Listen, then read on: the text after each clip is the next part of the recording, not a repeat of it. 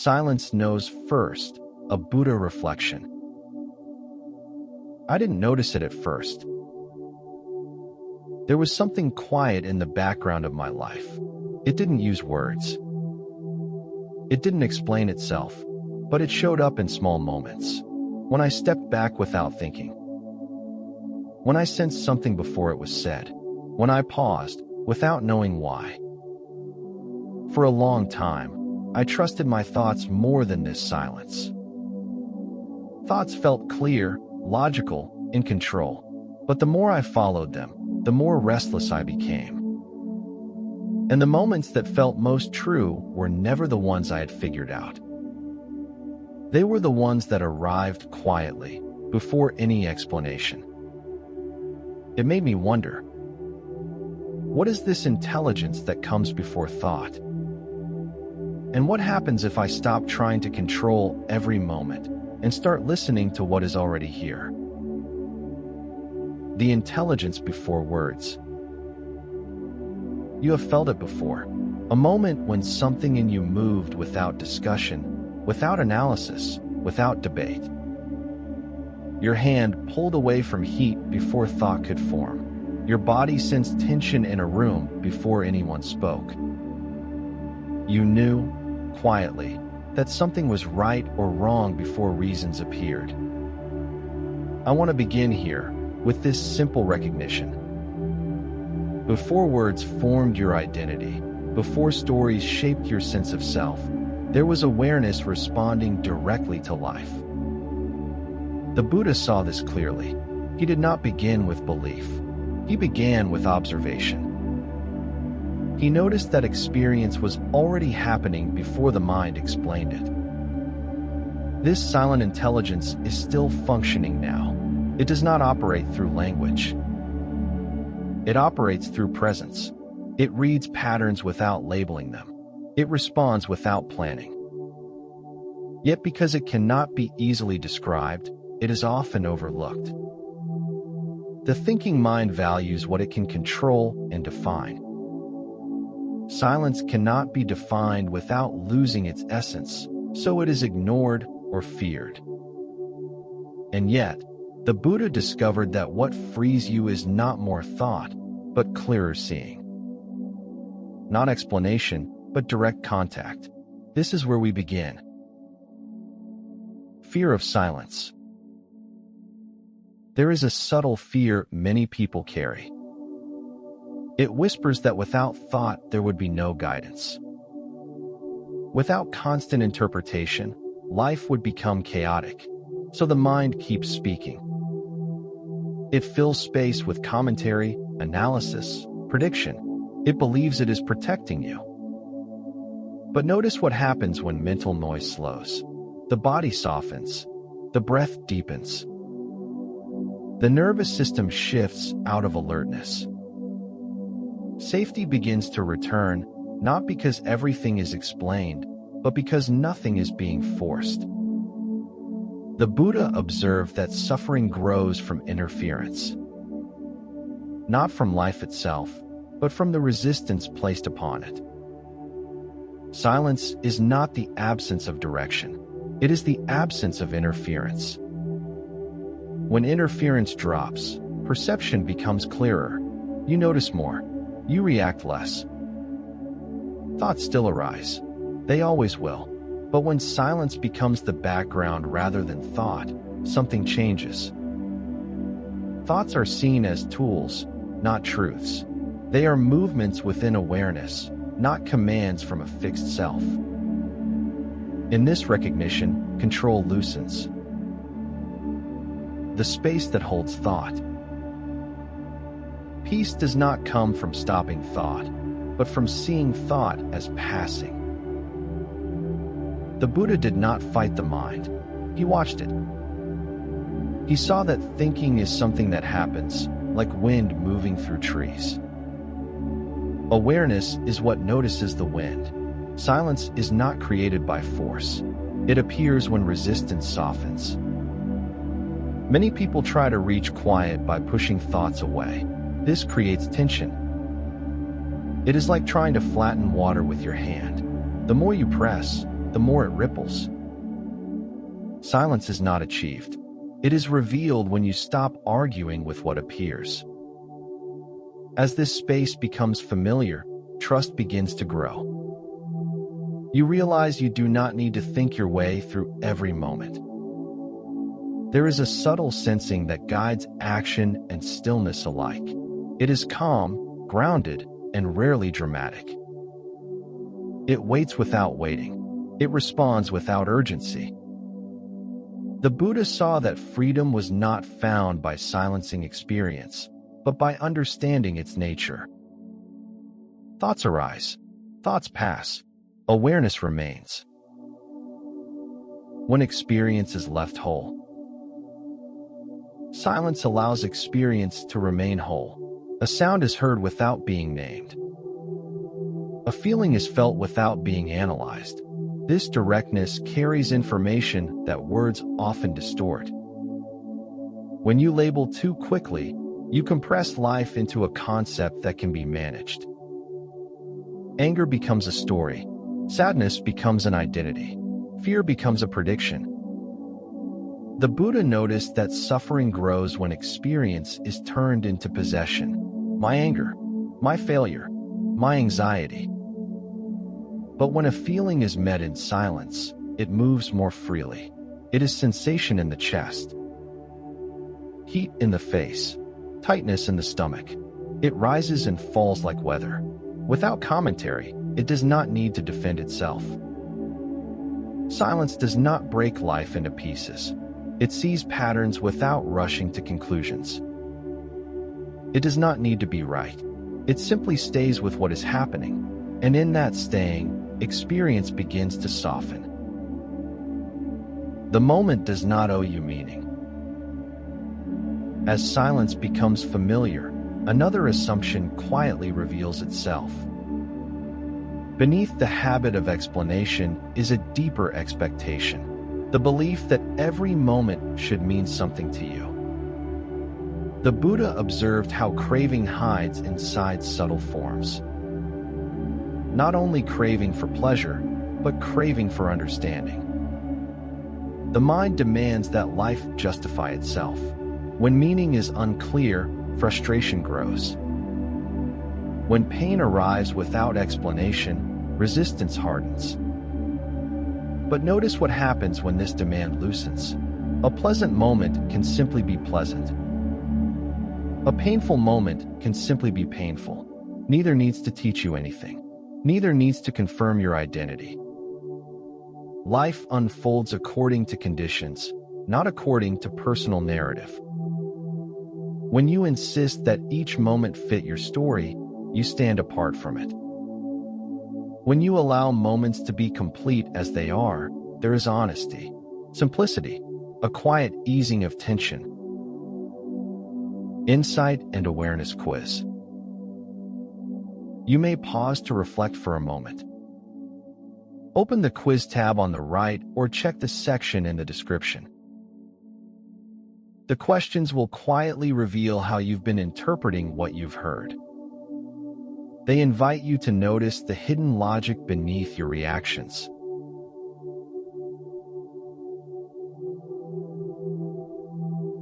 If you saw that clearly, your perception is operating at a higher resolution. Allowing without interpretation. Events arise from conditions. They are not personal messages. The Buddha saw that suffering deepens when experience is taken personally. The idea that life must make sense to you places the self at the center of reality. When events do not align with expectation, the ego feels threatened. But existence does not require permission. A moment is valid without purpose. Rain does not justify itself. Wind does not explain its direction. They move according to conditions. When pain is allowed to be pain, without forced interpretation, it becomes lighter. When joy is allowed to be joy, without clinging, it becomes fuller. Silence reveals that not everything must be translated into story. This is not indifference. It is intimacy without ownership. You meet what is here directly. The mind does not stand back to judge whether it should be happening. And in that direct meeting, something relaxes. The subtle habit of waiting. Even when meaning is no longer demanded, a quiet waiting can remain. A subtle leaning toward the future. Something inside says, this should lead somewhere. The Buddha recognized this as another form of grasping. Waiting with expectation keeps one foot outside the present. You may appear calm, but inside there is bargaining. Peace becomes conditional. Waiting without expectation is different.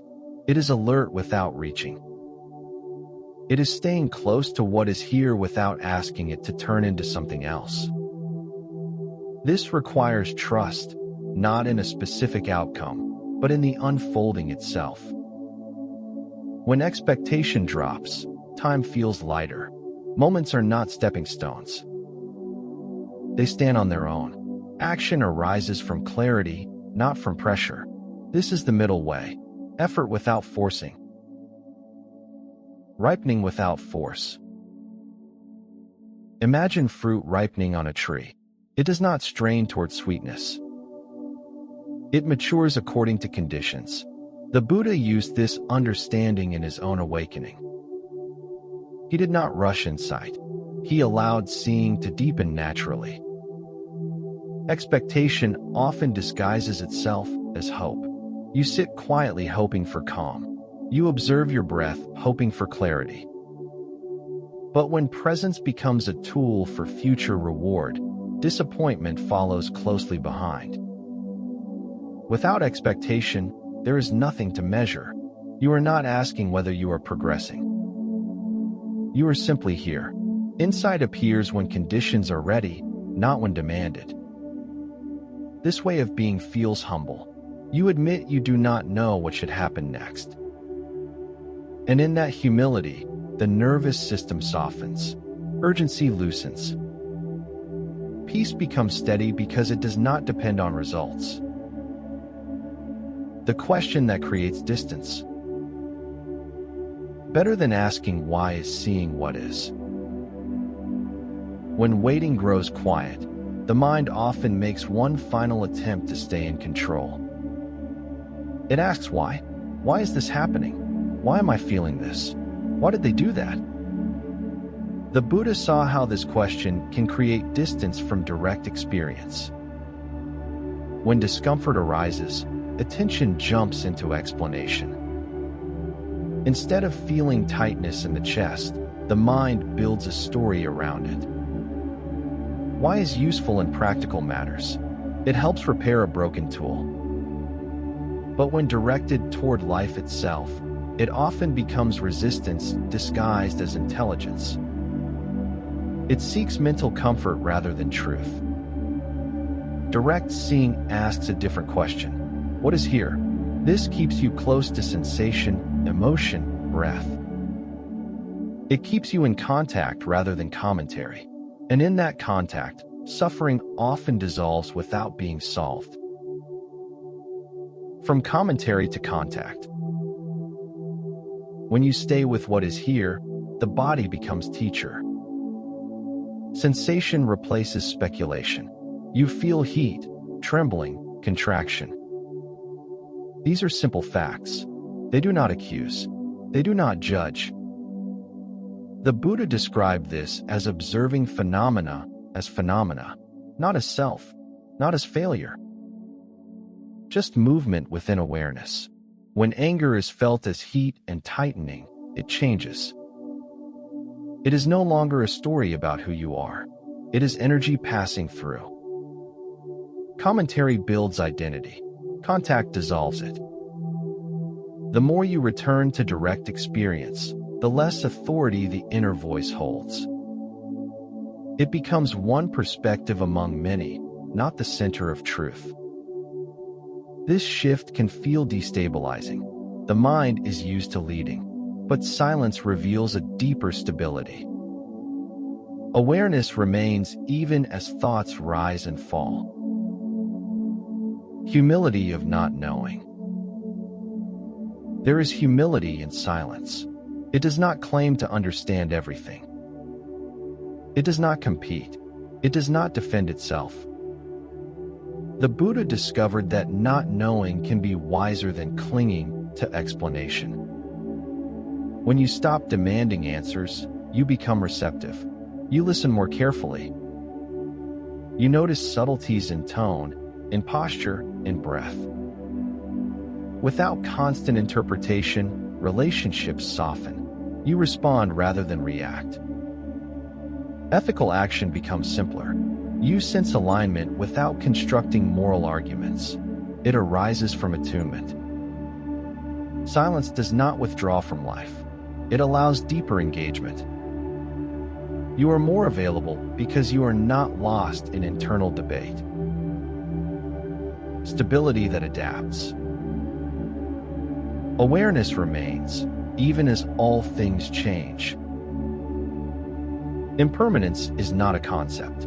It is visible in every breath. Thoughts shift. Emotions rise and fall. Sensations transform. The Buddha saw that clinging to any of them as fixed creates suffering. Silence aligns you with awareness rather than with content. This creates stability that adapts. It bends like a tree in wind. It does not break because it does not insist on staying the same. You can hold joy without grasping. You can hold sorrow without collapse.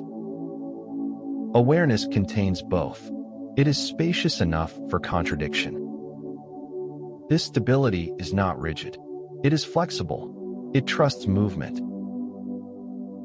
Relief without solving. Over time, you may notice how much unnecessary thinking filled your days.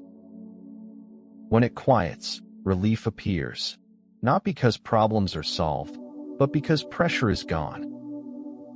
The Buddha understood that suffering often comes from the extra layer added by the mind. When that layer drops, life feels lighter even if circumstances remain unchanged. Silence sharpens perception. Colors seem richer, sounds clearer, sensations more immediate. This is not fantasy. It is attention freed from distortion. Relief arises because experience is no longer being argued with. It is allowed. Participating directly. When silence is recognized as intelligent, life stops being something you must constantly interpret. It becomes something you participate in directly. You listen without rehearsing responses. You act without overthinking identity. You rest without guilt. The Buddha lived this way. He moved in harmony with conditions rather than in resistance to them. This does not mean abandoning thought. Thought becomes a servant rather than a master. It appears when useful and fades when not. Participation replaces control, and with that shift, intimacy with life deepens. The quiet realization. Freedom is not in changing the world, but in seeing clearly. As silence settles, a final understanding emerges. Perhaps suffering was never about what happened. Perhaps it was about the insistence that life explain itself, obey expectation, or confirm identity. When that insistence softens, there is inner freedom. Not dramatic, not loud, quiet and steady. You trust timing. You trust unfolding. You respond rather than force. Awareness was present before words shaped you. It remains now, steady beneath thought, beneath story, beneath identity. The Buddha did not give you something new. He pointed to what was already functioning. And in recognizing this, you realize that guidance does not come from louder thinking, but from clearer seeing. From resting in the space that holds everything. From moving in harmony with what is. This is Buddha Reflections, where philosophy, insight, and lived experience meet to explore mind, impermanence, and release. Thanks for your time. It's been a delight. What should we explore next? Comment, share, and save your insight. Subscribe to Orbital Dharma and keep your thoughts bright.